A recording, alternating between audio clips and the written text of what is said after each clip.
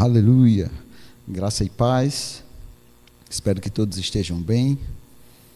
É uma honra, é um prazer estar aqui mais uma vez para estarmos juntos compartilhando da palavra de Deus, né? Essa é a oportunidade que nós temos uma vez no mês para estarmos com alguns temas, né, vamos dizer assim, um pouco mais polêmicos, para estarmos analisando de acordo com a palavra de Deus aquilo que Ele fala para cada um de nós, ok?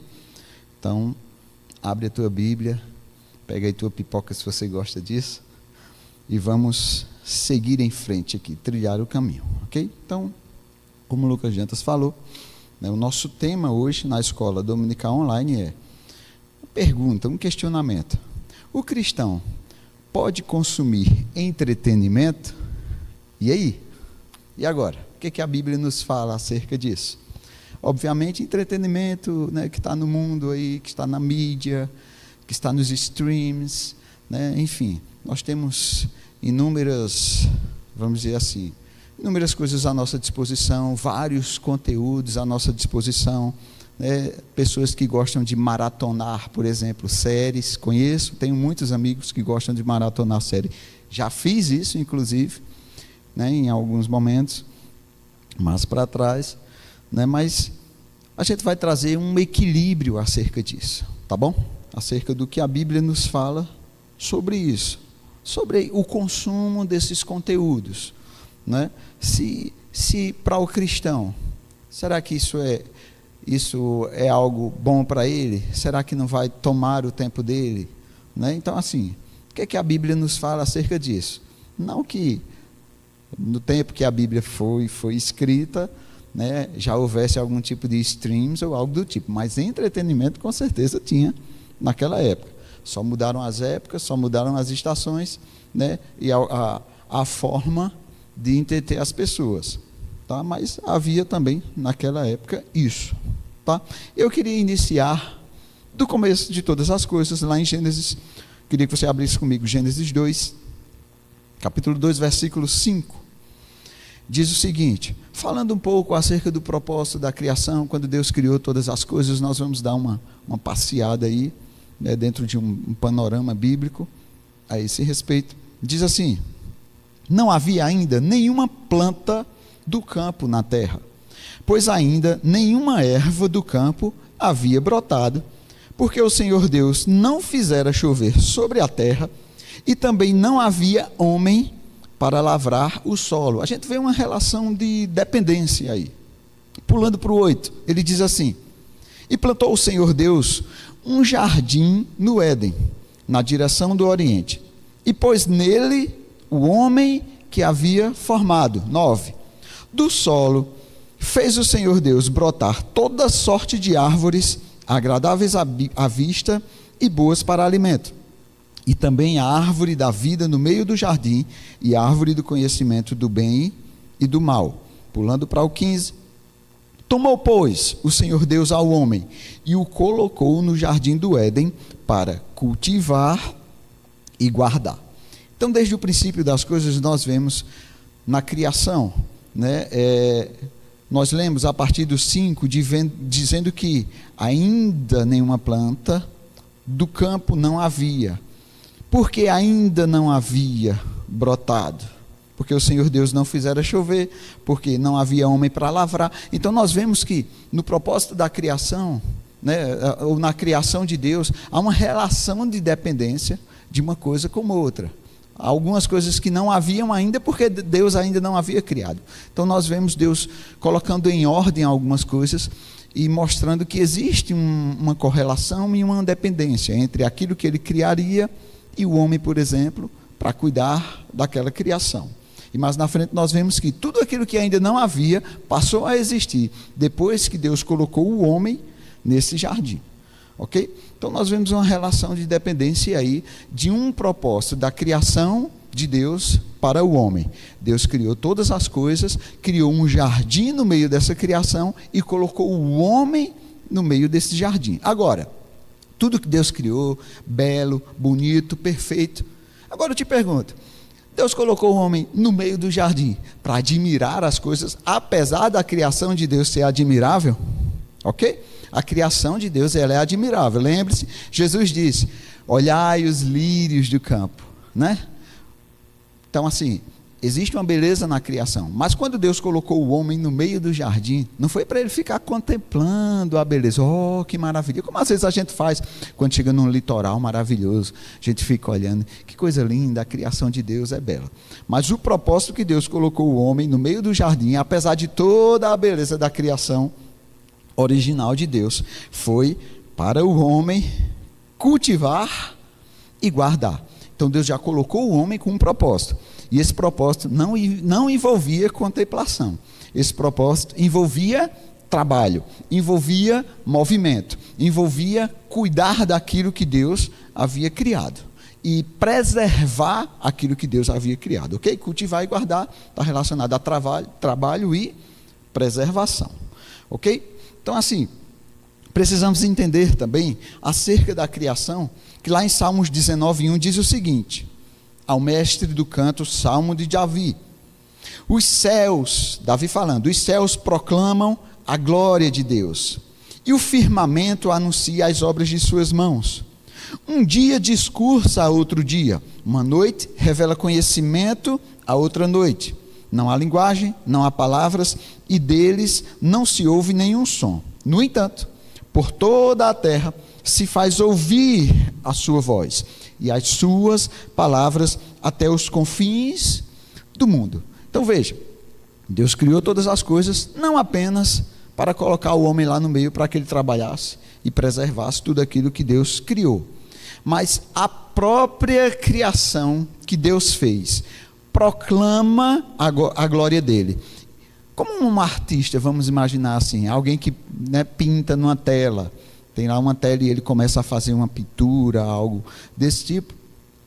E cada artista, vamos dizer assim, tem a sua própria assinatura, né? Aquela obra revela a genialidade do artista, né? Então, nunca conheceríamos, vamos dizer assim, sei lá, Pablo Picasso, né?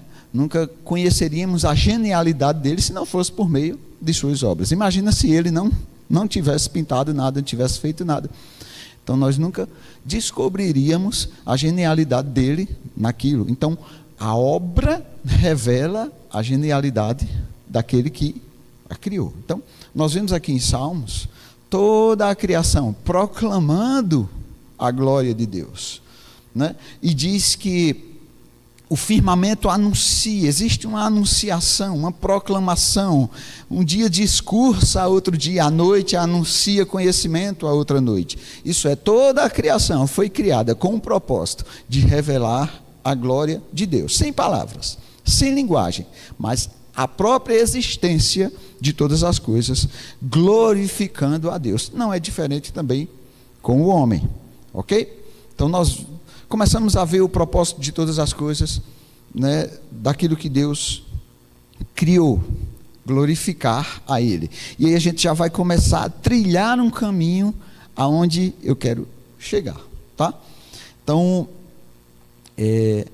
a gente poderia perguntar, mas o que é que isso tem a ver com o consumo de conteúdos? O que é que isso tem a ver em maratonar, talvez, séries ou algo do tipo? O que é que toda a criação tem a ver com todo esse conteúdo que nós consumimos? A gente precisa entender que existe um conteúdo em Deus. Existe algo que está relacionado a Deus que a gente precisa conhecer, que a gente precisa proclamar, porque se os céus ou se a criação adora a Deus, também precisamos adorar. Quanto mais conhecemos as coisas que Deus criou, mais conhecemos o Deus que criou todas as coisas. Então existe um conteúdo em Deus, existe um conhecimento em Deus, né? Nós vemos lá em Romanos, por exemplo, ó profundidade das riquezas, tanto da sabedoria como do conhecimento de Deus. Existe uma profundidade de uma riqueza em Deus, que está relacionada à sabedoria dele e ao conhecimento dele. Então existe um conteúdo em Deus. Os conteúdos não estão apenas nos streams, nos entretenimentos ou algo do tipo. Existe um conteúdo em Deus. E é isso que eu quero que a gente entenda. Josué 1:8 diz o seguinte: não cesses de falar deste livro da lei. Antes, medita nele dia e noite, para que tenhas cuidado de fazer segundo tudo quanto nele está escrito. Então farás prosperar o teu caminho e serás bem-sucedido. Então, nós vemos aqui essa instrução de Deus para Josué: não cesses de falar do livro dessa lei. Então, Deus, diante de todas as coisas que ele criou, de um jardim, de um homem que ele colocou diante do jardim, de instruções que ele deu, de ordens que ele deu, ele também criou essa maravilha aqui, né? As Escrituras, a Bíblia Sagrada, que antes, quando nós olhamos para o Antigo Testamento, nós vemos que muitas vezes ela é citada como a lei, ou a lei de Moisés, ou o Pentateuco, enfim, eram as escrituras da época. Mas hoje nós temos um compilado que não se restringe apenas à lei de Moisés, mas que existe também várias outras instruções que nos são dadas, tanto no Antigo quanto no Novo Testamento, ok? Então, não cesses de falar. A gente só pode falar daquilo que a gente conhece. Por isso que ele diz: medita de dia e de noite. Eu já consumi alguns streams aí, já maratonei série de dia e de noite. Mas entenda, a instrução de Deus é para que a gente consuma, né, vamos dizer assim, o conteúdo dele de dia e de noite. A gente vê que existe um paralelo aí, tá? E é por aí que a gente vai começar a trilhar. Ah, mas isso foi uma instrução para Josué lá no Antigo Testamento. O que é que a Bíblia nos fala no Novo Testamento que esteja relacionado a isso? Efésios 5, 15 e 16 diz o seguinte: portanto, vede prudentemente como andais, não como nécios, e sim como sábios. Como sábios? Como é que eu ando como sábio? Remindo o tempo, porque os dias são maus. Então aqui ele manda a gente remir, ele manda a gente aproveitar o tempo, organizar as coisas. O tempo é igual para todo mundo, o tempo é igual para todas as pessoas, ok? Então cada um precisa entender como é que vai organizar o tempo. Para quê? Para que a gente possa andar de forma prudente nessa terra. E convenhamos, consumir conteúdo demanda tempo, muito tempo, ok? Então, a instrução aqui em Efésios é para remir o tempo. Por quê? Porque os dias são maus.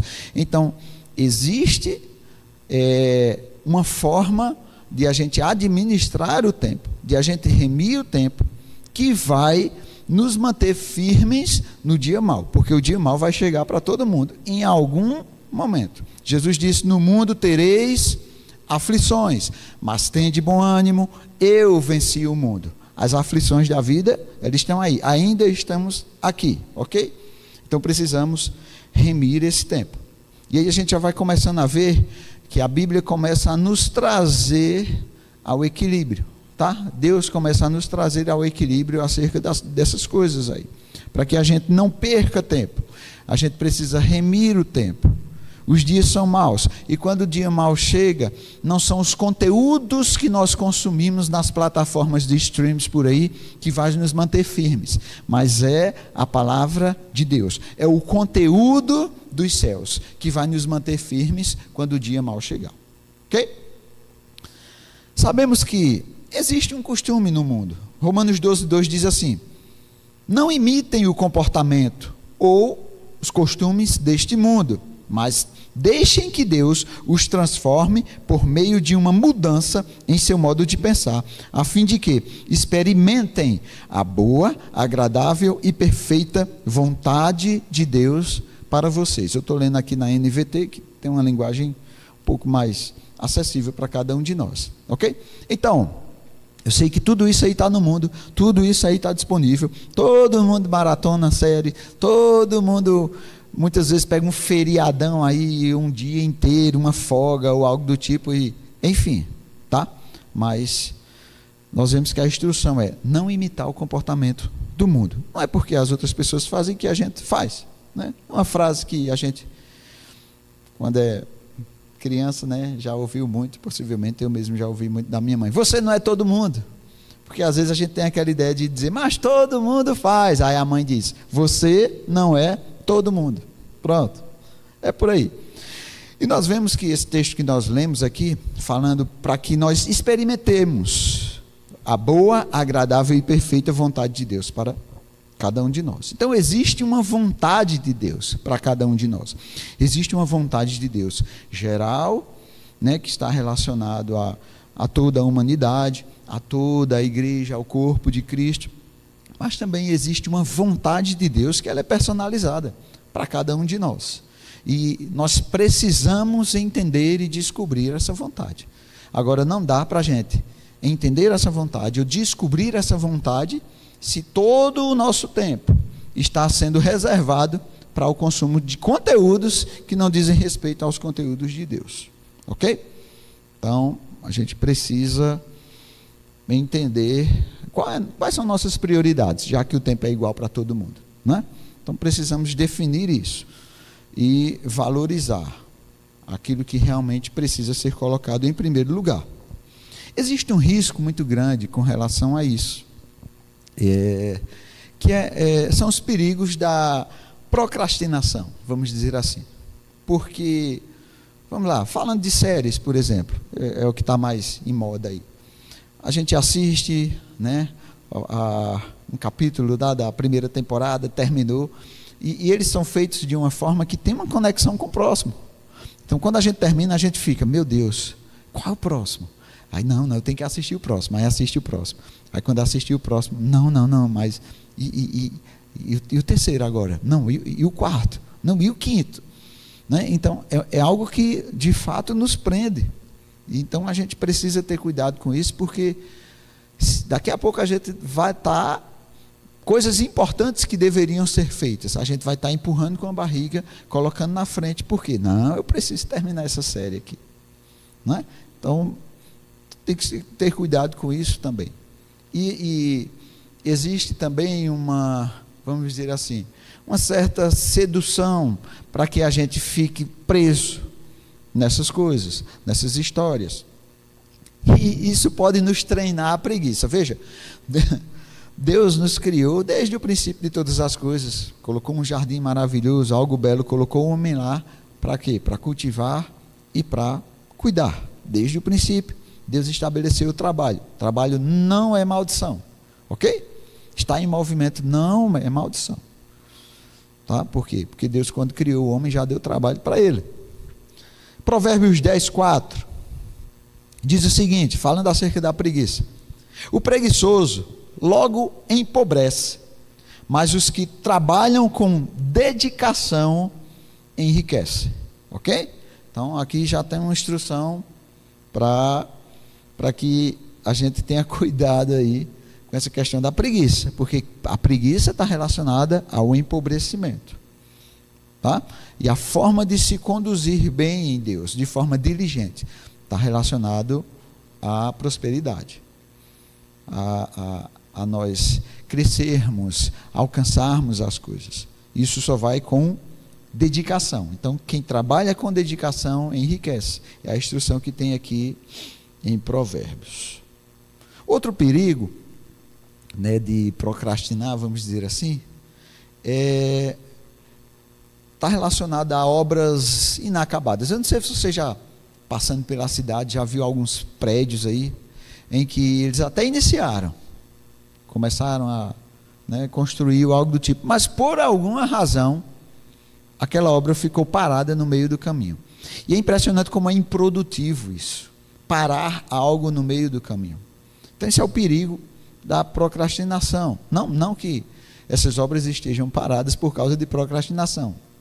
Tem inúmeras razões aí, às vezes até uma fiscalização entende que não está de acordo com as regras que deveriam ter, então vai, né, e paralisa aquela obra. Enfim, tem diversos motivos que uma obra pode ser paralisada. 2 Coríntios 8:11 diz: agora, completem a obra, para que a forte disposição de realizá-la seja igualada pelo zelo em concluí-la, de acordo com os bens que vocês possuem.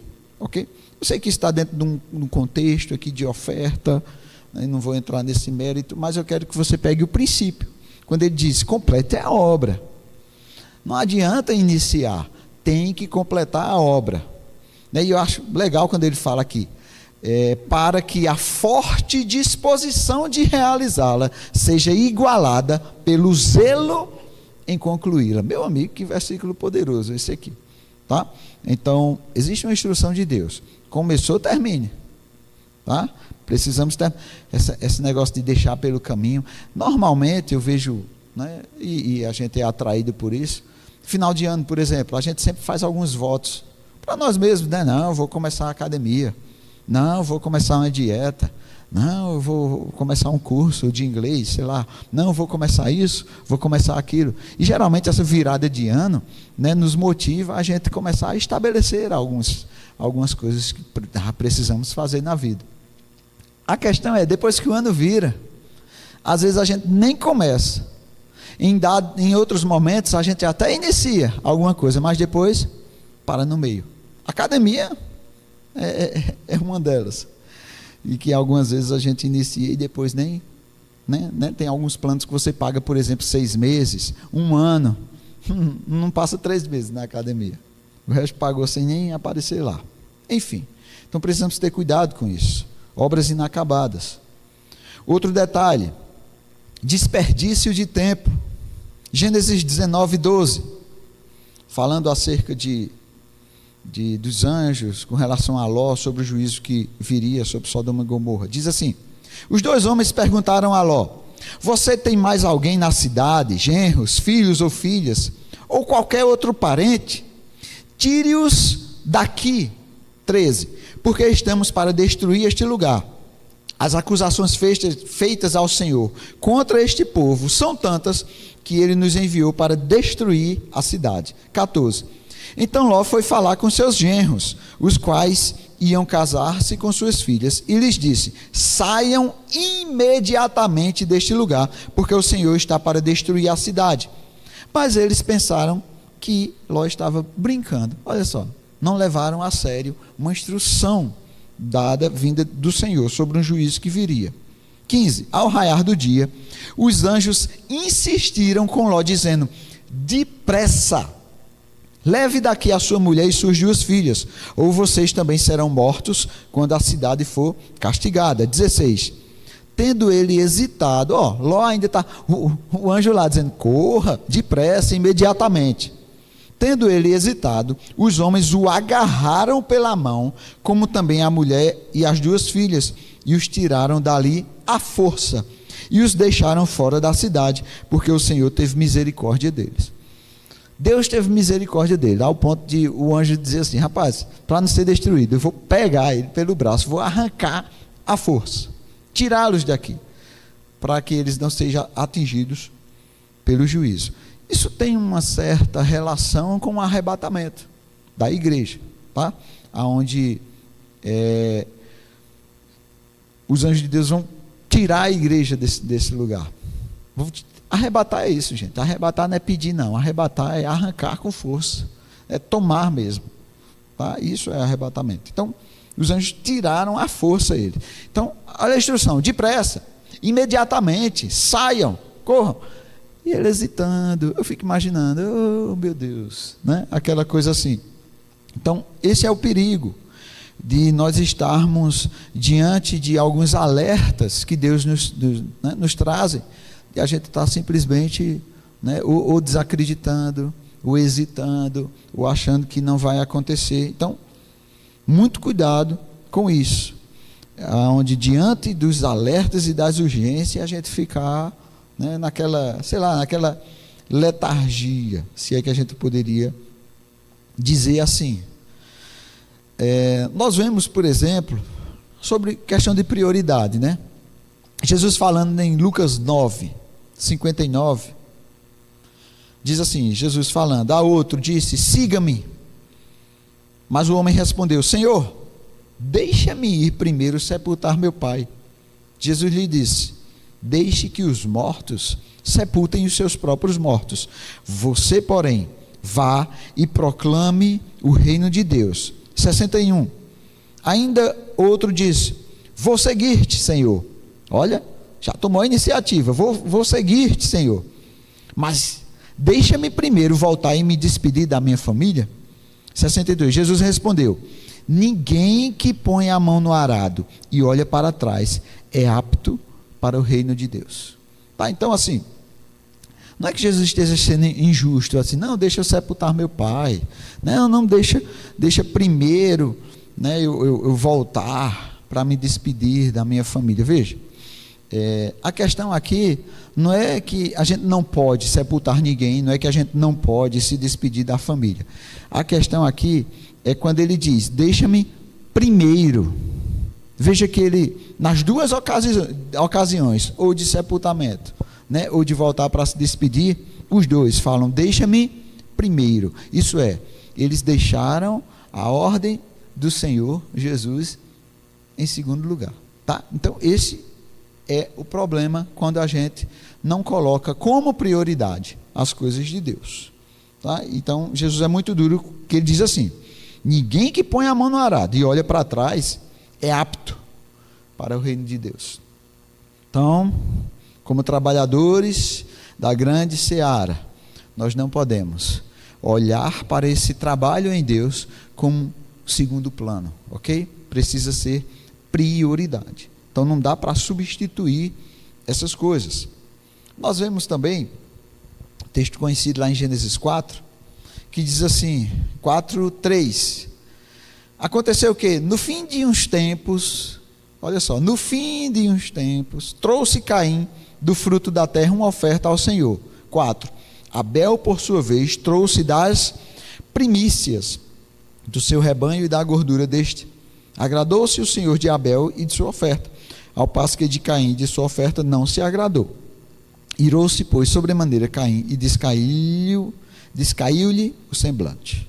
Então veja, aqui nós vemos que Caim, no fim de uns tempos, aquela ideia de depois eu faço, eu tenho algo para fazer para o Senhor, depois eu faço, lá no final, se sobrar um tempo. Mas nós vemos que Abel trouxe das primícias. Primícia está relacionada ao primeiro dos primeiros, a primeira parte, a ser colocado em primeiro lugar, ok? Então nós vemos aqui que Deus valoriza ser colocado como prioridade, tá? Tudo que está relacionado de Deus precisa ser prioridade na nossa vida. E nós vemos muitas histórias na palavra, poderíamos ler muitas coisas que estão relacionadas, né, a isso, de pessoas que responderam a Deus imediatamente. Nós vemos em Gênesis 17, 22 e 23, por exemplo, dizendo assim: quando terminou de falar com Abraão, Deus subiu e retirou-se da presença dele. 23.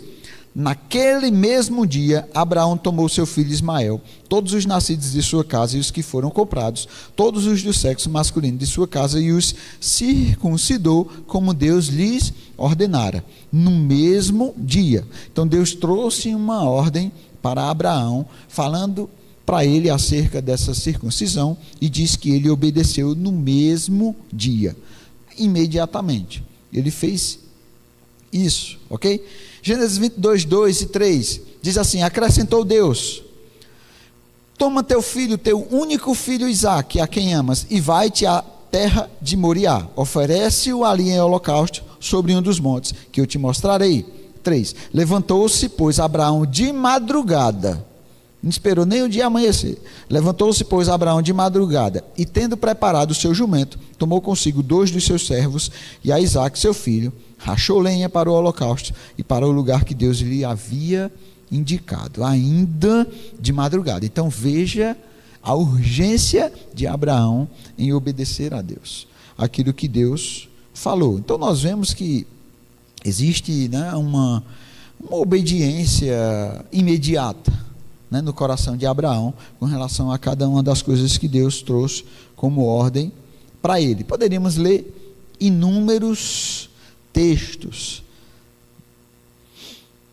Vemos no Novo Testamento, por exemplo, Atos 16, 9 e 10. Diz assim: à noite sobreveio a Paulo uma visão, na qual um varão macedônio estava em pé, e lhe rogava, dizendo: passa a Macedônia e ajuda-nos. 10. Assim que teve a visão, imediatamente procuramos partir para aquele destino, concluindo que Deus nos havia chamado para lhes anunciar o Evangelho. Então veja, sobreveio a Paulo uma visão de alguém, um varão macedônio, em pé, clamando, rogando por ajuda, e diz que assim que ele teve a visão, Paulo imediatamente obedeceu, em obediência imediata, ok? Então, não teve aquela coisa de procrastinar, de dizer assim, deixa para depois, um dia eu faço, quem sabe mais na frente. Então, com relação àquilo que Deus nos fala, nós precisamos ser rápidos em obedecer. Não dá para ficar empurrando com a barriga, deixando para frente, ou substituindo as coisas de Deus, deixando sempre em segundo plano, ok? Então, são esses detalhes que nós precisamos valorizar. As coisas de Deus precisam ser valorizadas, e a obediência, ela precisa ser imediata, não dá para ficar postergando. E nós vemos algo em todos esses casos que nós lemos, e muitos outros que poderíamos ter lido, mas por causa do tempo não dá. Existe um ponto em comum em cada um desses homens, né, das instruções que foram dadas, na forma que eles reagiram a essas instruções. Um ponto em comum é a resposta ao que Deus falou. Sempre. Ou essa resposta foi muito lenta, ou essa resposta foi imediata. Tá? Então, o ponto em comum é que sempre Deus falou alguma coisa, ordenou alguma coisa, e a forma que cada um deles respondeu, vamos dizer assim, tá? E óbvio, nós vemos desde o Éden, por exemplo, depois da queda, né, de Adão e Eva, eles estavam escondidos, e a Bíblia diz que Deus vinha na viração do dia, tinha comunhão com eles, e quando chegou, viu que eles estavam escondidos. Agora, claro, Deus, ele é onipresente e ele é onisciente. Deus sabia de todas as coisas, Deus sabia onde eles estavam, tá? Mas ele não deixa de fazer aquela pergunta: Adão, onde estás? Né? Até parece que Deus não sabia onde ele estava. Mas quem faz uma pergunta está esperando o quê, gente? Uma resposta.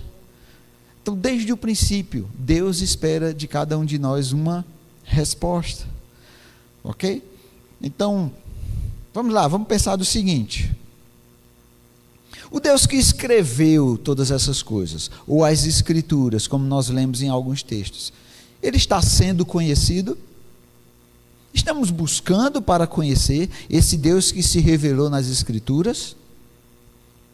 O Deus que se revela falando algo, seja por meio de visões, seja em voz audível, né? Seja por meio de sonhos, seja por meio de profecias que são lançadas, o Deus que fala algo conosco, está sendo ouvido? Essa é a pergunta que fica. O Deus que ordena, traz uma ordem para cada um de nós, está sendo obedecido?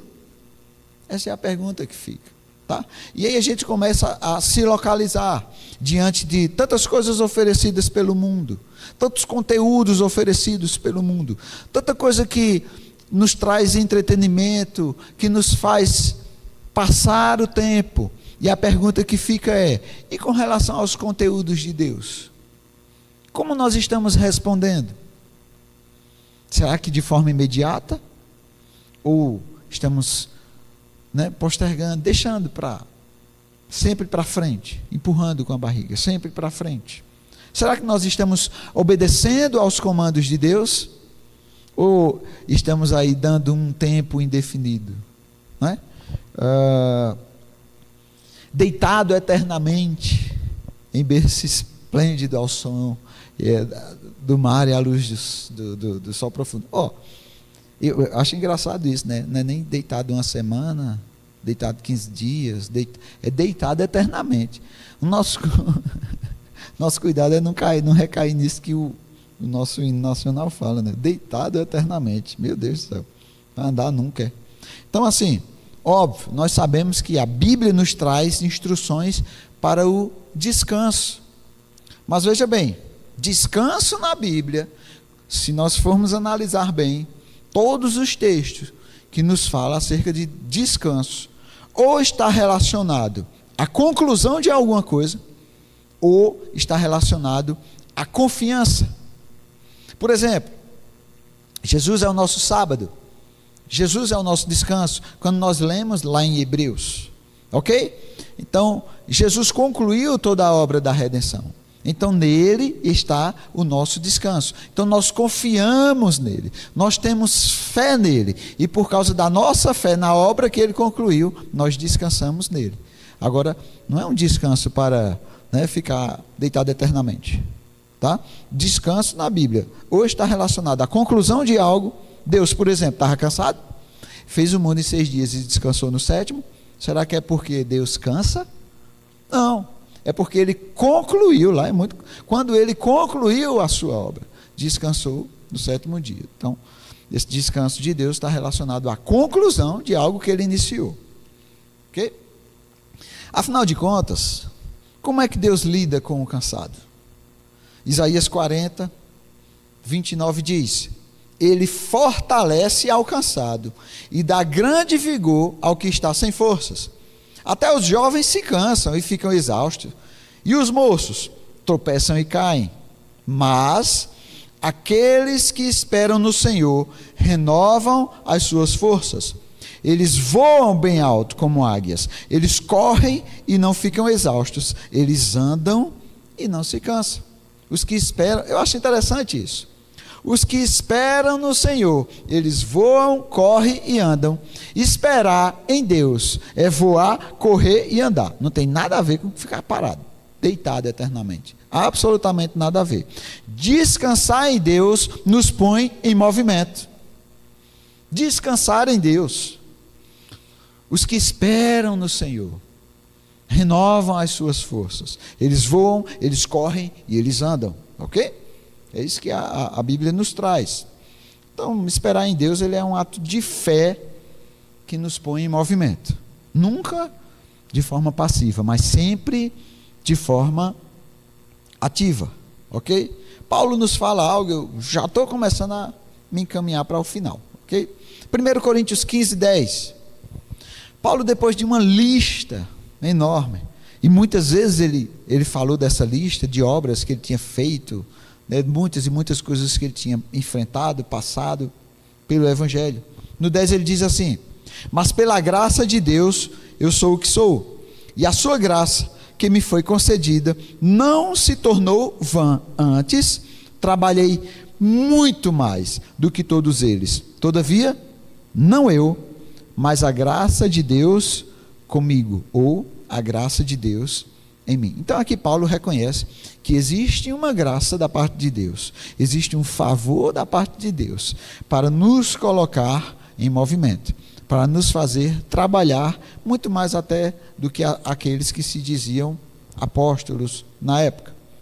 Então Paulo reconhece isso, que tinha feito muito, que ele não tornou a graça na vida dele vã, pelo contrário, ele aproveitou essa graça que está disponível. Diz: trabalhei muito mais, não eu, mas a graça de Deus comigo. Olha que maravilha, que reconhecimento. Então, veja, a questão principal não é sobre poder consumir ou não entretenimento, conteúdos ou coisas desse tipo, mas é se eles estão ou não substituindo o divino. Pronto. Se nós colocarmos essa régua aí, a gente vai conseguir identificar no nosso coração aquilo que eu estou fazendo com relação a entretenimento, o tempo que eu estou dispensando para cada uma dessas coisas. Ele simplesmente, uma sobrinha de tempo aqui, vou assistir algo, ou coisa do tipo, ou está substituindo aquilo que é divino em nossas vidas, tá?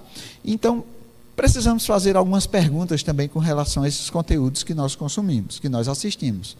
Porque eu não sei você, eu não gosto de perder meu tempo. Às vezes eu já cheguei a assistir um determinado conteúdo, uma série, um filme ou algo do tipo, em alguns minutos, assistindo aquilo, eu não assisto mais. Porque Eu fico olhando assim, meu Deus do céu, o que é que aquilo me acrescenta? O que é que aquilo me ensina? O que é que aquilo me inspira?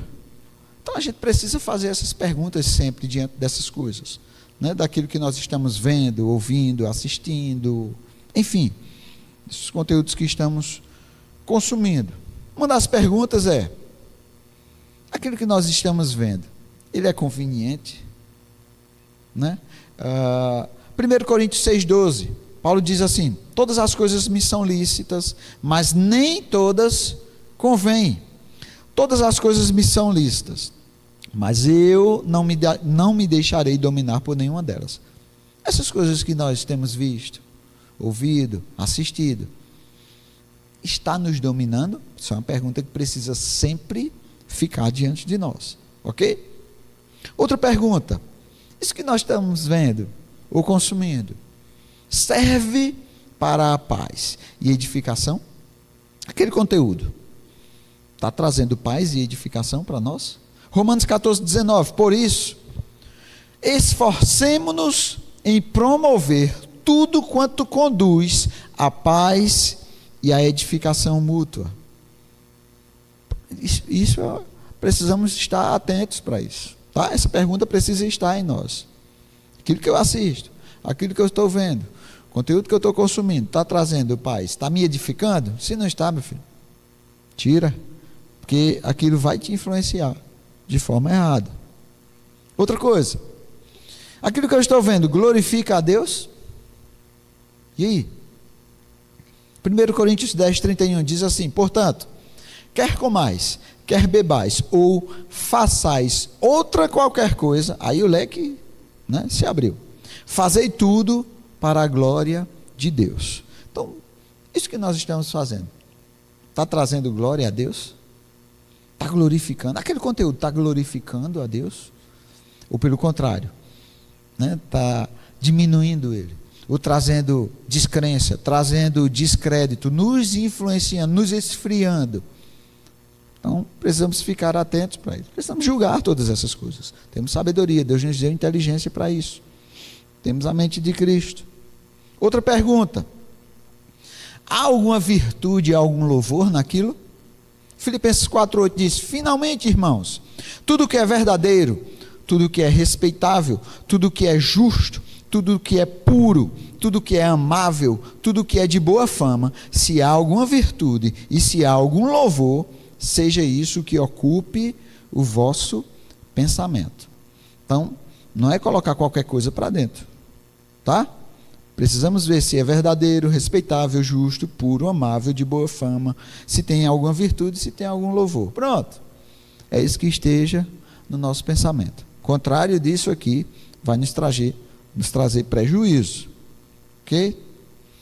E assim, eu sei que quando a gente vai descansar, por exemplo, de uma semana corrida, a gente tem um feriado, alguma coisa, eu vou consumir isso aqui porque eu tenho prazer de assistir um bom filme. Nada de errado com relação a isso.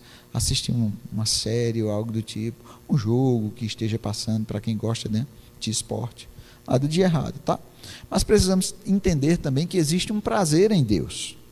Salmos 119, 92 diz assim: não fosse a tua lei ter sido o meu prazer, há muito já teria eu perecido na minha angústia. Olha que interessante que o salmista traz: não fosse a tua lei o meu prazer, ter prazer na lei do Senhor, ter prazer nas escrituras, ter prazer na vontade de Deus. Se não fosse isso, eu teria perecido há muito na minha angústia. Então, é a lei de Deus, é a vontade de Deus, são as escrituras, ou a prática daquilo que nós conhecemos dela, que nos mantém de pé. Lembra quando Jesus disse: aquele que ouve as minhas palavras e não as pratica, compará-lo-ei a um homem imprudente que edificou a sua casa sobre a areia.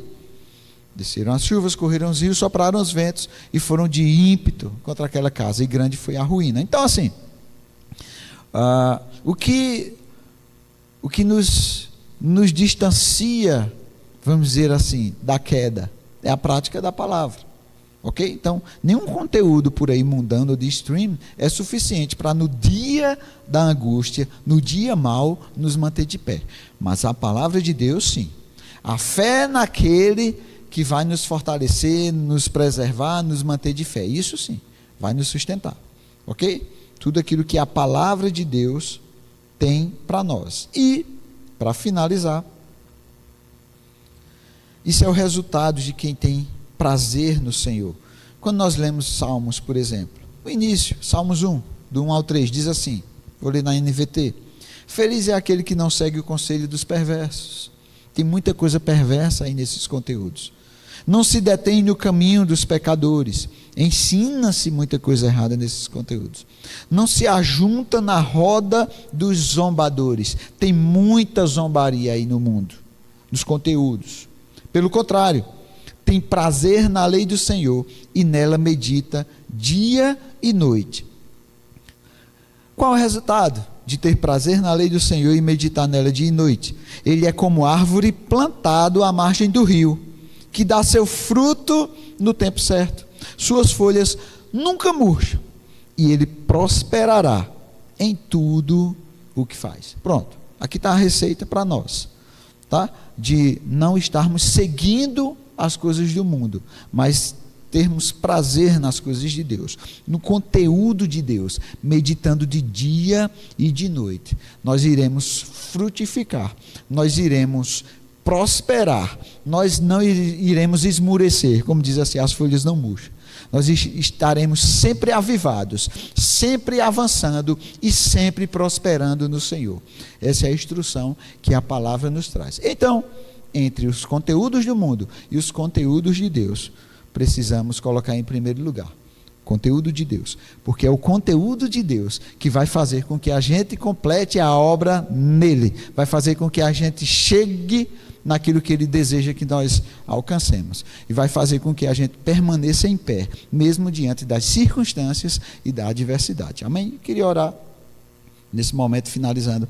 Pai, nós te rendemos graça por essa oportunidade que nós tivemos de aprender da tua parte tudo aquilo que você fala para nós, dessa importância que precisamos dar aos teus conteúdos, à tua vontade, às tuas ordens para cada um de nós.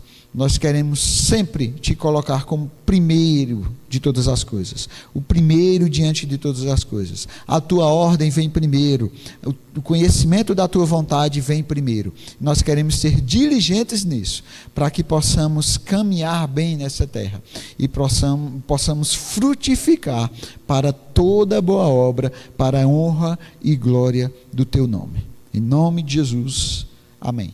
Então, eu queria agradecer, por a sua paciência em ter esse momento conosco, e estamos finalizando agora. Então vou chamar aqui o pastor Lucas Dantas para ele dar continuidade. Então, muito obrigado.